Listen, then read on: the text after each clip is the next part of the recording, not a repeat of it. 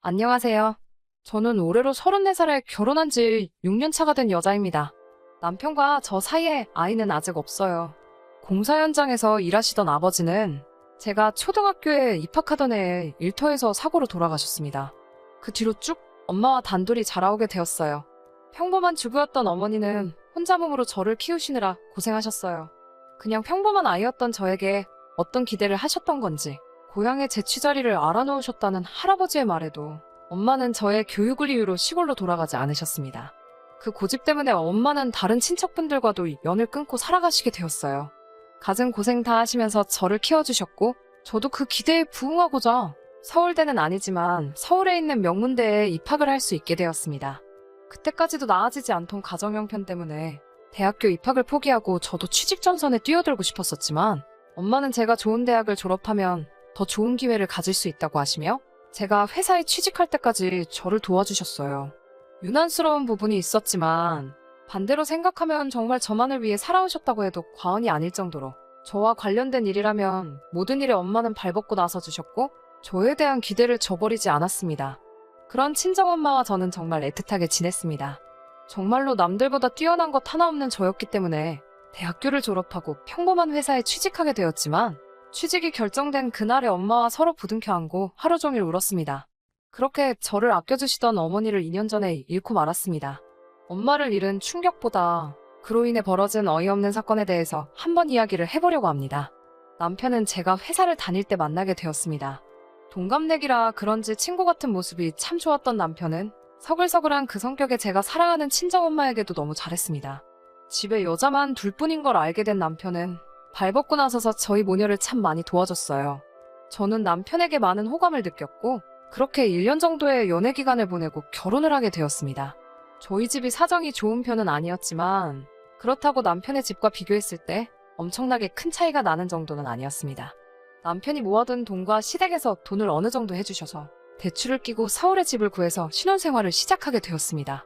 저도 시집을 갔으니 더 이상 서울에서 치열하게 살고 싶지 않으시다면서 서울에서 지내시던 전셋집을 빼서 제 혼수와 나머지 결혼 자금을 대주시고 어머니는 혼자서 지방 소도시로 이사를 가셨어요. 친정엄마와 멀리 떨어지게 된 건 제 인생에서 이번이 처음이라 많이 걱정되었지만 엄마는 저 아니었으면 진작에 떠났을 서울이라며 걱정하지 않아도 된다고 당부를 하시더라고요. 결혼 생활은 나쁘지 않았어요. 결혼 이야기가 오고 갈 때쯤 남편이 저에게 해줘야 할 말이 있다면서 경고하듯이 해준 이야기가 있습니다. 자기네 집이 종교는 따로 없지만 할머니 때부터 조상님을 모셔왔기 때문에 제사가 다른 집에 비해서도 엄청 많은 편이라고요. 시댁에서 제사 도와주는 걸로 문제가 많다는 사실이야 이미 익히 알고 있었기 때문에 걱정은 되었지만 남편이 저를 안심시켜주더라고요. 종갓집같이 제사에 목매다는 그런 건 아니고 말 그대로 대대로 벼슬 하신 조상님들한테 간단하게 상만 올리는 거니 크게 걱정할 필요 없다고 말이죠. 자기도 제사를 왜 이렇게 지내나 싶고 자기뿐만 아니라 다른 가족들도 지긋지긋해해서 할머니가 살아계실 동안까지만 하기로 했다고. 남편 위로 형님이 한 분 계셨는데 자기가 장손도 아니고 형수님 하는 거 보니까 과일 깎는 거 정도만 도와주고 아무것도 하지 않는다고. 거기에 더불어 자기가 잘 이야기해서 제사 때마다 참석 안 할 수 있도록 한다고 약속을 했습니다. 하지만 결혼을 하고 나서 저는 시도 때도 없이 있는 조상님 제사의 대부분을 참석하기로 했습니다. 남편과 조건을 걸듯이 약속을 하나 했거든요. 제사를 몇 번 지내든지 다 참석을 할 수 있다고. 그 횟수는 상관이 없지만 명절 때만큼은 친정에서 더 오랜 시간을 보낼 수 있게 손 좀 써달라고요. 이미 이런 사정을 알고 있던 시댁에서도 달가워하지는 않았지만 그런 점을 이해해 주셨고 남편의 도움으로 명절에는 점심 저녁 식사만 하고 바로 친정으로 출발할 수 있게 허락해 주셨어요. 그래도 다른 남편의 형제들도 있고 해서 명절날이면 새벽같이 시댁에 올라가서 제사 준비를 돕거나 하는 걸 빼먹은 적은 한 번도 없었습니다. 그리고 결혼한 지 3년 차가 되던 해에 시할머니께서 돌아가시게 되면서 조상님께 매번 제사 드리는 걸 달가워하지 않던 시댁에서도 제사를 줄이기 시작해서 오히려 명절 때도 따로 제사를 안 올리게 되었습니다. 그리고 엄마가 돌아가신 2년 전 추석 연휴가 시작되었어요. 아직도 그날을 생각하면 후회가 많이 남습니다. 이래 시작은 시댁에서였어요. 평소처럼 새벽 일찍 도착해 명절 음식 준비를 도왔습니다. 시가에서 모여 저녁 식사가 끝나고 뒷정리를 전부 도와드린 뒤에 친정으로 출발할 준비를 하고 있었어요. 설거지를 끝내고 나오는데 운전을 해야 할 남편이 시댁 식구들과 술을 마시고 있더라고요. 남편에게 운전해야 되는데 무슨 술을 마시냐며 술잔을 뺐었는데 시어머니께 한 소리를 들었습니다. 하시는 말씀이 이제 매번 지내는 제사도 안 지내는데 시가에서 하루도 머물지 않고 친정으로 가는 건 너무 불공평하지 않냐면서요. 제사를 안 지내게 된 만큼 시가에서 반, 친정에서 반을 보내라고 말씀하셨습니다. 저희 어머니가 저를 보고 싶어 하는 만큼 시어머니도 그동안 아들이 보고 싶었으니 이해해달라고요. 차라리 미리 말씀해 주셨으면 좋았겠다는 생각을 했지만 시어머니의 말이 틀린 말은 아니고 충분히 시어머니나 남편의 입장도 이해가 갔기 때문에 다음날 점심 늦지막히까지 시댁에서 더 머물게 되었습니다. 저녁에 엄마하고 통화를 했는데 시간적인 여유가 많이 생기셨으니 제가 좋아하는 음식들로 만나게 준비해 놓을 테니 시댁에서 맛있는 거 너무 많이 먹고 오지 말라며 저를 달래주시더라고요. 다음날 이제 출발한다고 엄마한테 전화를 하는데 전화를 받지 않으셨어요. 전날에 도착하기로 1시간대쯤이면 충분히 도착할 것 같아서 엄마는 음식 준비하신다고 정신이 없으신가 싶어 별 다른 생각 없이 출발하게 되었습니다. 친정에 도착해서 아무리 현관문에서 엄마를 불러도 아무 대답이 없으셨어요. 느낌이 쎄서 부랴부랴 문을 따고 안에 들어갔는데 부엌에는 제가 좋아하는 음식들이 준비되어 있었고 엄마는 그 옆에서 바닥에 쓰러지신 채로 의식이 없었습니다. 뇌졸중이었습니다. 골든타임을 놓친 어머니는 그날 뇌사 판정을 받으셨고 2주 뒤에 병원에서 돌아가시게 되었습니다. 일이 아무것도 손에 잡히지 않았습니다. 그날 남편을 데리고 나와 하루를 머물지 않고 바로 출발했다면, 아니 제가 운전면허 따는 걸 미루지 않고 그날 저 혼자서라도 출발했었다면 엄마가 그렇게 된 게 전부 제 탓만 같고 저 때문에 이 사단이 난 것 같아 견뎌내기가 너무 힘들었어요. 부모 일은 자식이 저 하나만은 아니잖아요. 결국 어느 정도 시간이 지나고 이겨낼 수 있었지만 그래도 그 무거운 마음만큼은 떨쳐버리기 힘들더라고요. 진짜 문제는 엄마가 돌아가신 이후부터였습니다. 2년 전부터 전 세계를 강타한 이 시국을 저희 가족들도 피해갈 수 없었습니다. 자영업을 하던 형님네가 가장 큰 타격을 입게 되었지요. 처음 명절 때 시가에서 온 가족이 모였는데 그 이유를 다른 곳에서 찾더라고요. 예전과 우리 가족이 달라진 게 뭐가 있냐면서 조상님께 드리던 제사를 멈춘 걸 가장 큰 이유로 꼽았습니다. 시할머니가 돌아가시고 제사를 손에 놓자 조상님들이 노해서 후손인 우리들에게 벌을 주는 거라고요. 그때부터 시댁은 조금 과하다는 생각이 들 만큼 조상님 제사에 혈안이 되어 있었어요. 저도 이제 친정에 갈 이유가 없다는 이유로 그만큼 제사 준비 때마다 저를 부르셨고요. 남들보다 더 제사 지내는 걸 이해하지 않아 하던 남편도 불편함을 호소하는 저를 보고도 이때만큼은 아무 소리를 내주지 않았고 오히려 우리 잘 되라고 하는 일이니까 제가 불만만 갖지 말고 더 신경 좀 써주면 좋겠다는 식으로 이야기하더라고요. 남편이 제게 생각해보라고 우리 사이에 아이가 생기지 않는 이유가 자기가 제사에 소홀했기 때문에 조상님들이 벌을 주고 있는 걸 수도 있다고 말하면서 늘 조상님 제사에는 관심 없어 하던 평소와는 다른 모습을 보여줬습니다. 제사 준비는 시할머니가 계시던 시절보다 더 심해졌고 그만큼 음식에도 그때보다 신경을 더 썼기 때문에 제사가 있는 날에는 연락을 받고 새벽바람부터 시가에 도착해서 준비를 했어야 했어요. 하루는 조상님이 정해준 길일이라며 저와 남편이 서로 몸을 깨끗이 하고 새하얀 옷을 입고 제사를 드린 후 그날 밤에 시도를 하면 아이가 들어설 거라는 어디서 말 같지도 않은 걸 듣고 와서는 제사를 지내고 나서 애 만드는 건 1시간이면 되겠냐고 말하고는 온 가족이 집을 비워주더군요. 배려랍시고 온 가족이 밖으로 나갔다지만 남편과 제가 집이 빈 사이에 뭘 했는지 다 알 거 아니에요. 더군다나 우리 집도 아니고 시댁에서 말이에요. 그 와중에도 진지하게 달려드는 남편을 떼어내느라 아주 미치는 줄 알았어요. 하지만 그런 시댁의 어이없는 노력에도 전 세계적으로 악화되어만 가고 있는 이 시국이 조상님께 제사 몇 번 드린다고 끝나는 일은 아니었어요. 자영업을 하면서 타격을 입은 형님네는 거의 회복이 불가능해 보였습니다. 급기야 형님네는 길바닥에 나앉을 정도가 되었고 엎친 데 덮친 격으로 시아버지도 건강이 안 좋아지셨어요.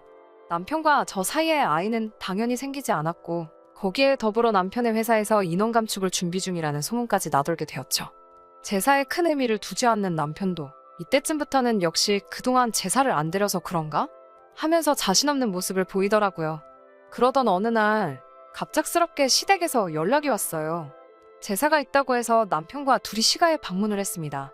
이미 형님네까지 참석해서 준비를 하고 있었는데 그날 그 자리에는 모르는 사람이 한 명 있었어요. 형형색색의 옷을 입고 누가 봐도 무당으로 보이는 사람이 한 명 있었습니다.